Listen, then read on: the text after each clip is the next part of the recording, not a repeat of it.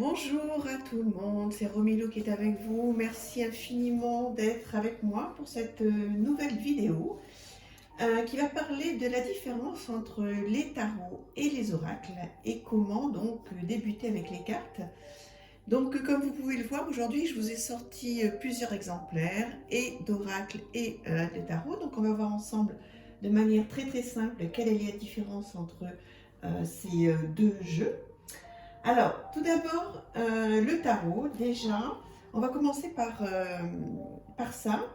Ce qu'il faut savoir, c'est que tous les tarots comportent 78 cartes.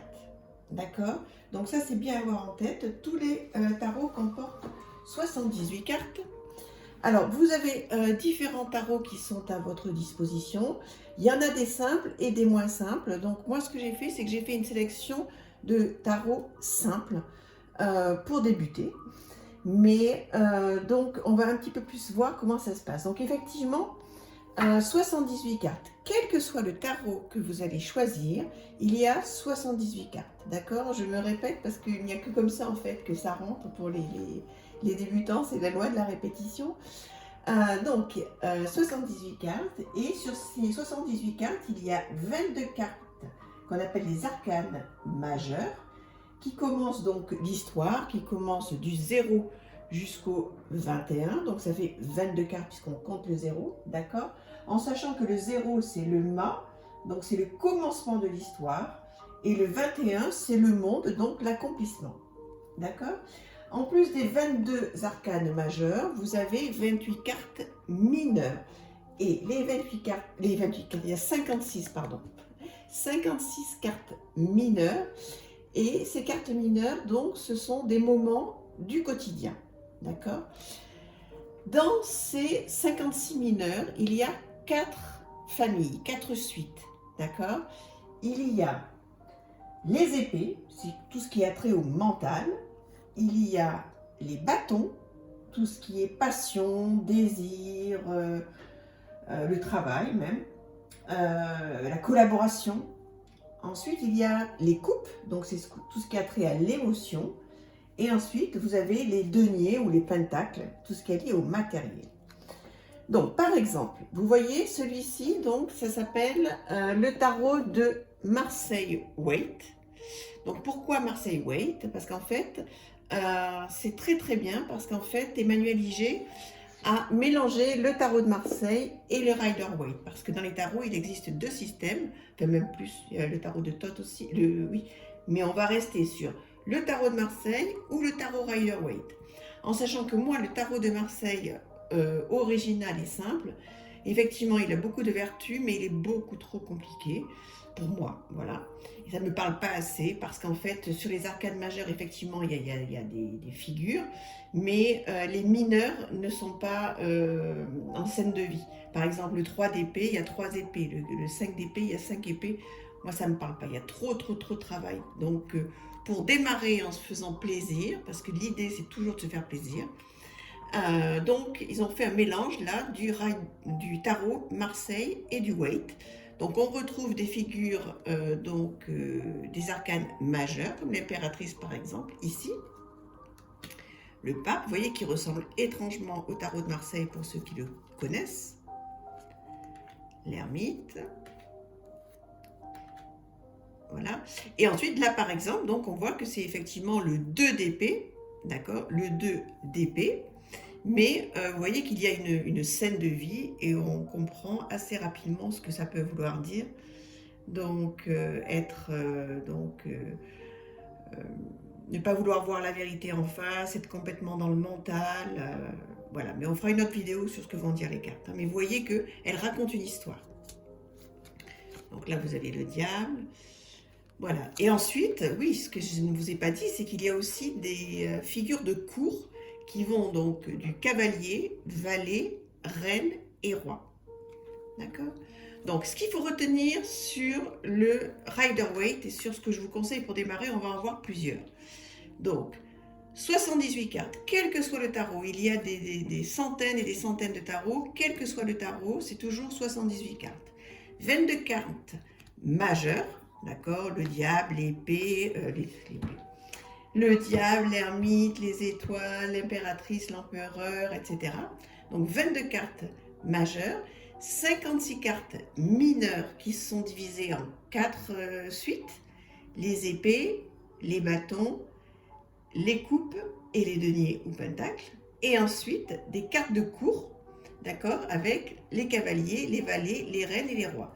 Donc tout ce que je viens de vous dire, ça constitue un tarot.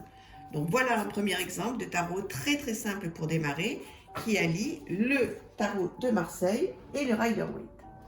Un deuxième qui a énormément marché, qui est superbe, c'est le Light Sears Tarot, l'édition française.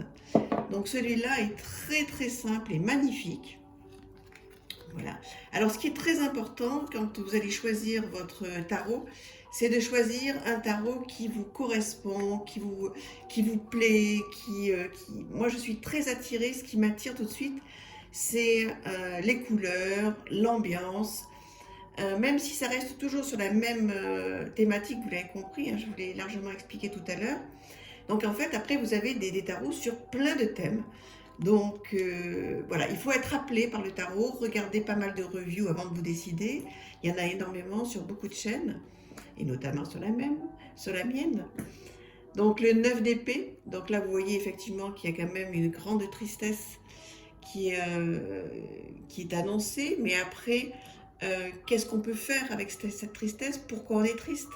Comment on peut la surmonter?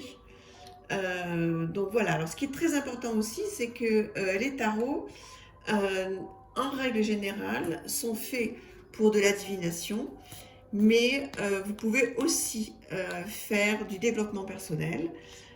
Justement, on regarde ce que je viens vous dire là à l'instant. Cette personne qui sur cette carte donc est très triste de ce qui lui arrive. Elle arrive peut-être au bout d'une histoire. De quelle histoire? Comment s'en sortir? Comment faire? Voilà, on n'est pas du tout obligé de faire de la divination pure en disant bon ben voilà, il va se passer quelque chose d'un petit peu triste. Je pense qu'il faut aller beaucoup plus loin que ça, et le tarot le permet, donc de s'en servir en développement personnel et de voir qu'est-ce qu'on peut faire avec. Donc le Light Sears Tarot, donc avec effectivement toutes les mineures qui sont illustrées. Donc c'est simple de pouvoir l'utiliser. Donc c'est noté le 2 de bâton, donc il y a 2 bâtons effectivement. Donc voilà, donc ça c'est des projets. On regarde par la fenêtre. Qu'est-ce que je pouvais faire comme projet? Partir en voyage, qu'est-ce que je vais pouvoir faire? Je me pose, je réfléchis à ce que je vais pouvoir faire. Par exemple. Après, bien sûr, tout est lié avec les cartes à côté, mais par exemple, le 4 d'épée, donc voilà, se mettre un petit peu dans l'introspection, voir qu'est-ce qui va moins bien, qu'est-ce qui va bien. Il y a le cœur de toute façon, donc quoi qu'il advienne, le cœur vers l'infini, là aussi ça va bien se terminer. C'est vrai que les épées sont très tournées sur le mental, la réflexion, la communication, comment on va communiquer. Et il y a les cartes qui sont plus propices que d'autres. Voilà, donc en fait, ces tarots sur le modèle du Rider-Waite, je dis bien Rider-Waite, donc vous permet donc de pouvoir vous raconter une histoire, et c'est vraiment très très bien. Il y a aussi le tarot des sorcières, donc vous voyez encore un autre thème. Je vous ai montré l'oracle des sorcières dans ma dernière vidéo qui était un de mes chouchous. Donc là on peut dire aussi que le tarot suit son petit frère l'oracle et que je l'adore. Il est très très simple, très facile. Donc vous voyez qu'il est très très très parlant aussi. Le pendu, le diable. Voilà, donc en fait, vous avez des thèmes qui sont très différents suivant ce que vous aimez. Donc là, celui-ci, il est très très très beau, il est dans une qualité incroyable, hein. Il est chez Arcana Sacra, l'édition Arcana Sacra. Si vous voulez commencer avec un très très beau tarot, dans une qualité incroyable, parce qu'en plus il vient avec, dans un gros coffret, je vous montre. Je ne vais pas le montrer pour tous, hein, sinon la vidéo serait trop longue. Mais ce sont des jeux qui arrivent dans des gros boîtiers comme ça, sublimissime, avec un livre tout en couleur, en papier glacé, qui vous expliquera beaucoup de choses. Donc voilà. Donc en fait, le tarot, que vous tombiez sur la carte, par exemple, on va dire de la tempérance, la carte numéro 14, qui s'appellera la 14 dans tous les jeux, qui s'appelle la tempérance globalement dans tous les jeux. Je reconnais que certains jeux, comme par exemple celui que je vais vous présenter tout à l'heure, qui est le tarot de la magie verte, certaines cartes ont été renommées, mais on va dire qu'en règle générale, dans 70 à 80% des tarots, la tempérance s'appelle toujours la tempérance, ce sera toujours le numéro 14, et ce sera toujours la même explication, d'accord? Alors après, suivant ce que l'artiste a voulu y mettre, d'accord? C'est toujours le même fond d'interprétation. Après, on est dans des pays imaginaires, donc ça peut être voilà, la même explication, mais dans le thème des sorcières, la même explication, mais dans le thème des fées, dans le thème des anges, etc. Mais ça restera toujours, là, les amoureux, ce sera toujours la carte numéro 6, avec la même explication des amoureux. D'accord? Et après, il n'y a que le thème du tarot qui change. Et je vous dis, certaines cartes ont été renommées dans certains jeux. Donc voilà, le tarot Histoire de sorcière, parfait pour débuter. Donc je viens de vous parler du tarot de la magie verte, qui fait un petit peu penser à Noël hein, d'ailleurs, qui est magnifique là pour débuter, c'est top top top. Donc c'est un tarot qui est beaucoup plus dans le monde, comment dire, de la forêt. Voilà. Il est superbe. Alors, toujours le même système. D'accord. Alors, certaines cartes ont effectivement été renommées. Quand là, vous voyez le roi d'Atamé, bon, le 4 de Pentacle, ok, la reine de Pentacle, la reine de Calice, c'est la coupe. Reine des coupes, c'est noté, il y a un très dans le bouquin que je vous ai montré, tout est noté, tout est très bien expliqué, donc vous ne serez pas perdu longtemps. Hein. Je veux dire, au tout début, ça peut effectivement un petit peu perturber, mais après, vous verrez que voilà, c'est toujours la célébration, le 3 de calice, donc le 3 de coupe, on est content d'être ensemble, on célèbre, on est heureux, voilà, toujours la même explication. Très beau celui-là. Très simple pour débuter, je vous le conseille aussi. Et puis pour terminer, un 5e tarot que je vous conseille pour débuter, c'est le tarot des enchanteurs, mais j'adore tellement. 9 de coupe, 6 de denier. Vous voyez, il a un petit côté moderne, hein, puisqu'on voit que la jeune femme, elle est habillée avec des habits contemporains. Vous voyez, lui, il est en jean. Très chouette, très sympa. Il y a un gros livre magnifique qui va avec, tout en couleur. Voilà, donc ce sont vraiment des tarots que je vous conseille pour débuter, en sachant que, voilà, je répète, donc 78 cartes, quel que soit le tarot, 22 arcanes majeurs, donc ils symbolisent toute la vie. On démarre à 0, on va jusqu'au 21. Le 0 étant le commencement, donc on commence par le mât ou le fou. Il a ces deux noms, jusqu'au 21, donc le monde qui est l'aboutissement. Et on passe par plein d'étapes qui reprennent les étapes de la vie. Toujours donc la même configuration, et vous avez aussi des cartes de cours, donc cavalier, valet, reine et roi, qui sont là, plus la personnalité que l'on peut avoir. Donc en règle générale, voilà, pour les tarots. Alors, en ce qui concerne les oracles, parce que c'est l'idée de la vidéo, quelles sont les différences entre les oracles et les tarots?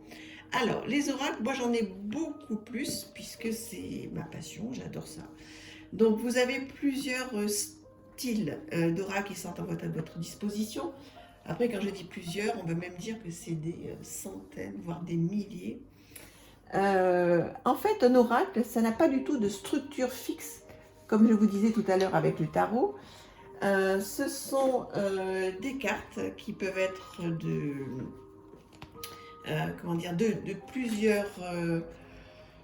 de plusieurs nombres, c'est-à-dire qu'il peut y avoir 20 cartes dans le jeu, il peut y en avoir 30, 40, 50, 60, 70. Ça, c'est au goût donc de l'artiste. D'accord? Donc déjà, c'est la première chose, c'est qu'il y a un nombre de cartes qui est complètement aléatoire. C'est suivant ce qu'a voulu faire l'artiste. Ensuite, il y a énormément de thèmes. Alors, c'est un petit peu aussi comme le tarot. Il y a énormément de thèmes.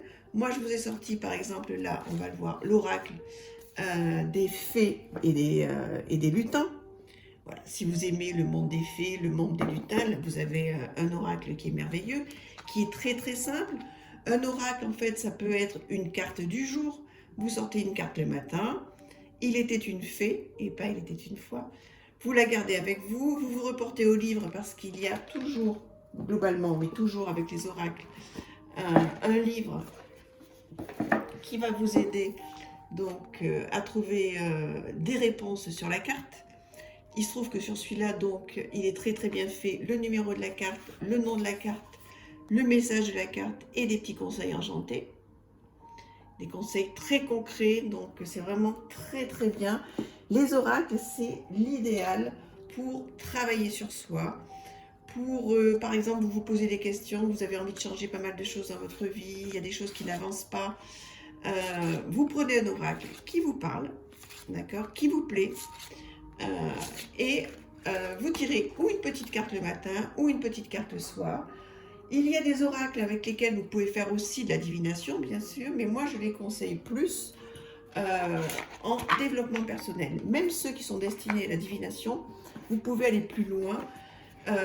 Bon, à part ceux qui sont vraiment et qui veulent se lancer dans la voyance ou qui ont le don de la médiumnité, hein, ce qui n'est pas mon cas. Moi, donc, tous les oracles, même divinatoires, je m'en sers pour grandir, pour m'améliorer, pour dépasser des moments qui sont compliqués dans ma vie. Et même quand je vais bien d'ailleurs, hein, je prends, heureusement, puisque pour la plupart du temps, heureusement pour moi, je vais bien, même très bien.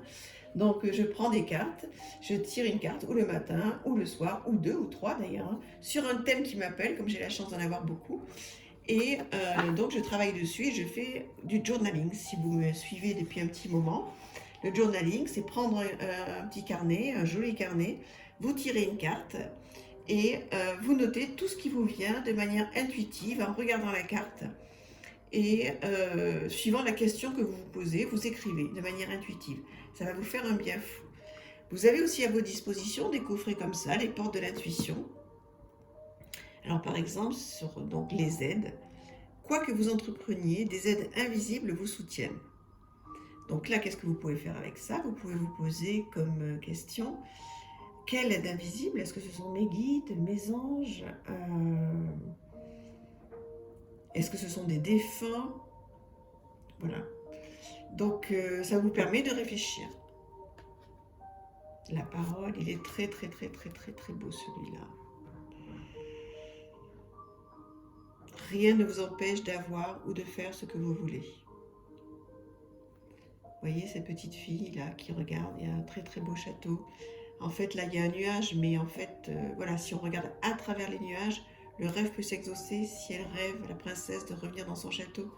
Voilà, donc il y a un côté un petit peu enfantin dans mon explication, mais il faut aller un petit peu plus loin, bien sûr. Souvenez-vous que la décision finale vous appartient. Vous voyez ? Voilà, donc les oracles, c'est... voilà, bon, la seule chose qui peut vous arriver, comme je l'avais déjà dit dans une autre vidéo, c'est que vous allez tomber addict des oracles, et qu'après, c'est vrai qu'il en existe tellement qu'on a envie de tous. Donc celui-là est très très bien, il y en a d'autres de cet artiste. Par exemple, vous avez envie d'un oracle très très simple et ne pas vous prendre la tête. Vous avez celui-ci qui est à votre disposition pour démarrer. Namasté.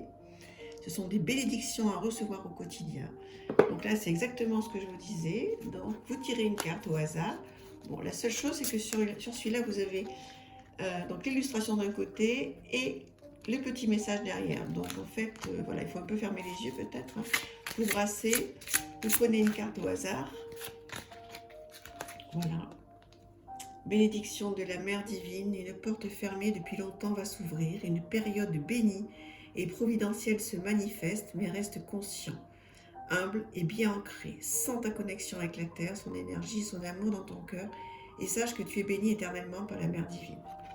Voilà, ça par exemple, c'est un exemple d'oracle tout simple, voilà pour démarrer. Ok. Un autre exemple d'oracle, vous voyez que ça n'a rien à voir avec un tarot, que donc il y a un nombre de cartes à chaque fois qui est complètement différent, sur des thèmes complètement différents, et il n'y a pas de structure. Vous Voilà, donc c'est plus, on va dire, c'est un peu plus ouvert, c'est un peu moins restreint. Et chaque carte que vous allez tirer de chaque oracle aura sa propre signification.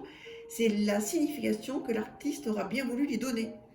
D'accord? Donc c'est pas comme le tarot où quel que soit le tarot que vous allez acheter, la carte voudra globalement toujours dire la même chose.